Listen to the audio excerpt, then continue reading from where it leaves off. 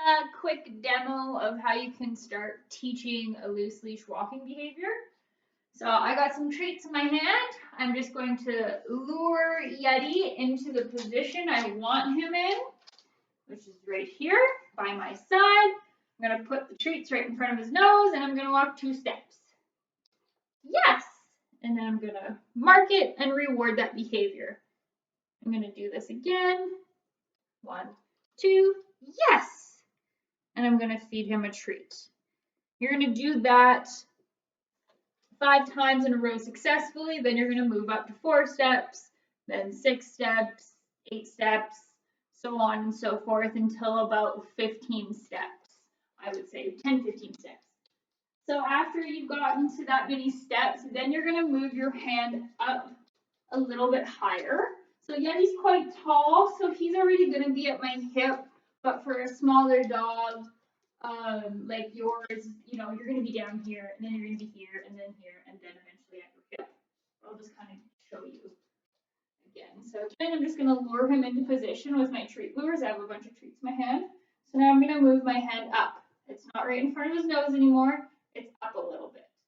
So I'm going to start with 2 steps again. Yes. Mark and reward.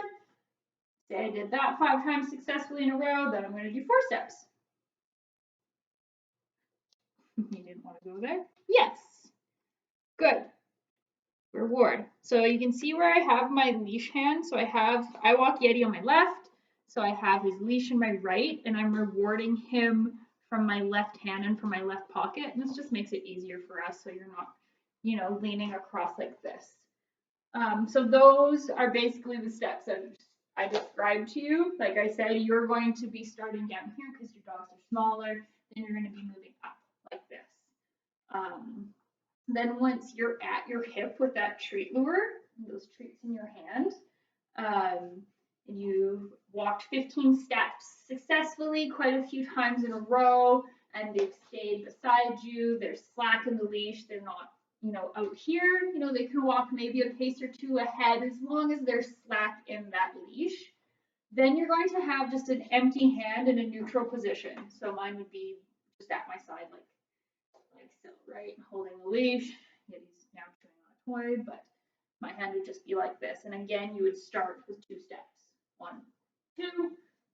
Your dog's still at your side. Yes, reward. And then again, building up all those steps until you get to about 15 steps. And then, like I said, I would train. So this is where I started training Yeti. It's our basement. It's very calm, no distractions. I usually put that baby gate up so the cat can't come down here and distract him.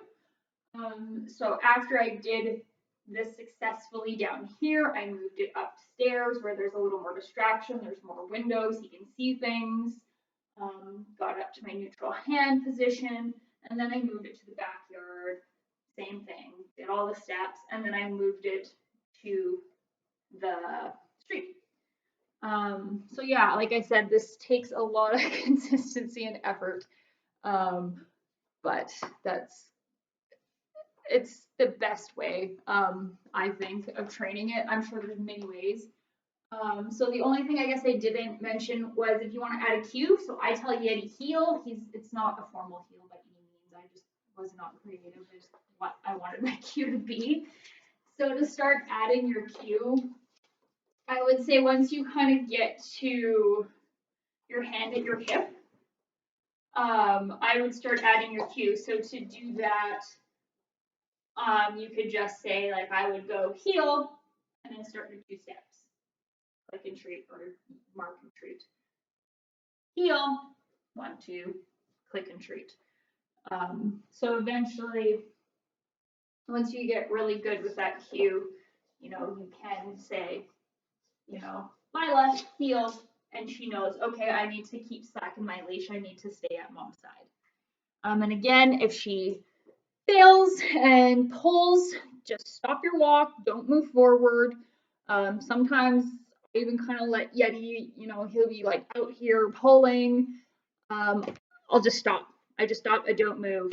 I don't move. I wait for him to look at me if he's really distracted.